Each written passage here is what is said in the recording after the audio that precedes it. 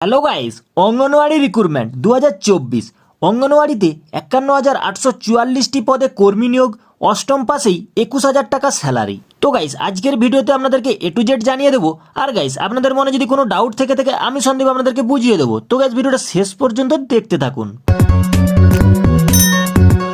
তো অঙ্গনওয়াড়ি রিক্রুটমেন্ট 2024 ছেলে হোক বা মেয়ে সকলেই চায় নিজের জীবনে প্রতিষ্ঠিত হতে। তার জন্য দিনের পর দিন কঠোর পরিশ্রম করে তারা। আবার অনেকেই সরকারি চাকরির অপেক্ষায় থাকে। এইবার যে সকল চাকরি প্রার্থীর সরকারি চাকরির জন্য অপেক্ষা করে রয়েছেন তাদের জন্য রয়েছে এক সুখবর। তবে এক্ষেত্রে লাভবান হবেন মেয়েরা। আসলে সম্প্রতি মহিলা ও শিশু উন্নয়ন মন্ত্রক অঙ্গনওয়াড়ি পদে নিয়োগ বিজ্ঞপ্তি জারি করা হয়েছে। তবে জানেন কিভাবে আবেদন করবেন, বেতনই বা কত হবে? আজকের প্রতিবেদনে আপনাদেরকে A to Z জানিয়ে দেবো। তো দেখুন পদের বিবরণ: সুপারভাইজার, টিচার, ওয়ার্কার, হেল্পার এই পদগুলিতে নিয়োগ করা হবে। শূন্য পদের সংখ্যা: মোট শূন্য পদের সংখ্যা ৫১,৮৪৪ জন। তার মধ্যে সুপারভাইজার পদে কর্মী নিয়োগ করা হবে ৭,০০০-এর বেশি। এরপর টিচার পদে কর্মী নিয়োগ করা হবে ৪,০০০-এরও বেশি। ওয়ার্কার পদে কর্মী নিয়োগ করা হবে ১৩,০০০-এরও বেশি।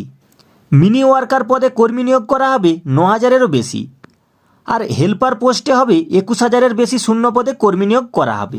এবার শিক্ষাগত যোগ্যতা: এই পদে আবেদনের জন্য প্রার্থীদের যে কোনো স্বীকৃতি বিশ্ববিদ্যালয় থেকে মাধ্যমিক বা উচ্চ মাধ্যমিক পাস করে থাকতে হবে। কোনো কোনো পদের জন্য গ্র্যাজুয়েশন পাস করতে হবে প্রার্থীদের।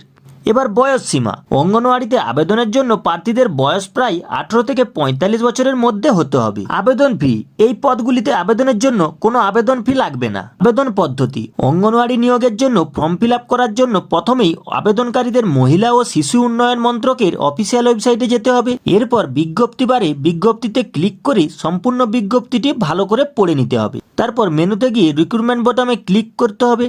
এরপর অনলাইনে আবেদন অপশন এলে সেটিতে ক্লিক করতে হবে। এরপর রেজিস্ট্রেশন করার জন্য রেজিস্ট্রেশন বাটনে ক্লিক করে লগ ইন করার পর বোতামে ক্লিক করে সম্পূর্ণ ফর্মটি পূরণ করতে হবে। ছবিতে সই করে আপলোড করে ফর্মটি জমা করতে হবে। এরপর আবেদনের জন্য অনলাইন পেমেন্ট প্রিন্ট আউট নিলে আবেদন প্রক্রিয়া সম্পূর্ণ হবে। উল্লেখ্য, অনলাইনে পাওয়া তথ্য অনুসারে এই আবেদনপত্রটি করা হয়েছে। এখনও পর্যন্ত এই চাকরির বিষয়ে কোনো অফিসিয়াল নোটিশ পাঠানো হয়নি, তবে খুব সম্ভবত জুলাই মাস থেকে এর আবেদন প্রক্রিয়া শুরু হবে। তাই এই সব গুরুত্বপূর্ণ আপডেটগুলি জানার জন্য চ্যানেলটি সাবস্ক্রাইব করে আমাদের পাশে থাকুন।